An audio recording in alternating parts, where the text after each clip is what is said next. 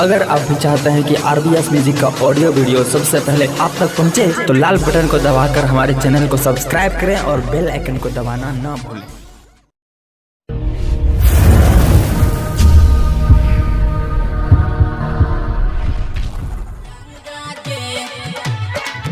भिख मांगा के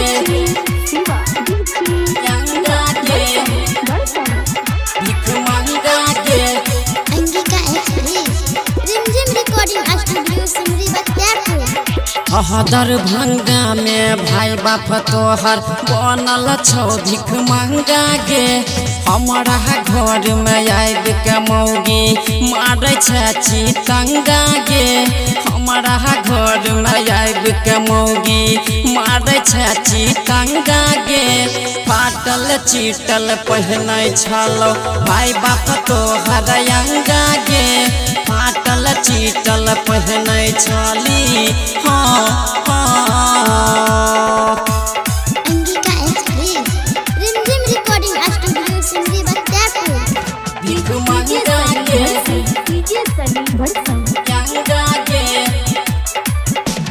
टुकुर टुकुर ताकै रही हमरा गाँव के बाट गे।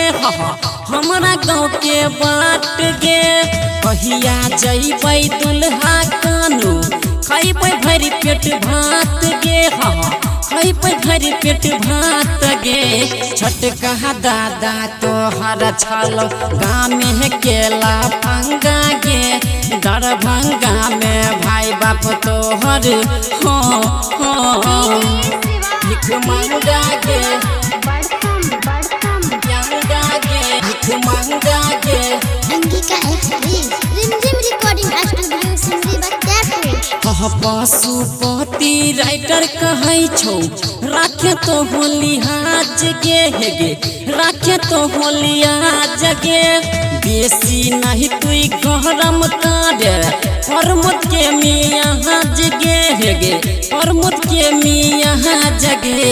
आज शिवा कन पिन्है छली महगा महगा लहगा गे। वकील अलबेला कन पिन्है छली दरभंगा में भाई बाप तोहर बनल छौ भिख मांगा गे। दरभंगा में भाई बाप तोहर बनल छौ भिख मांगा गे। फाटल चीटल पहिनै छलौ बाप तोहर अंगा गे। फाटल चीटल पहिनै छलौ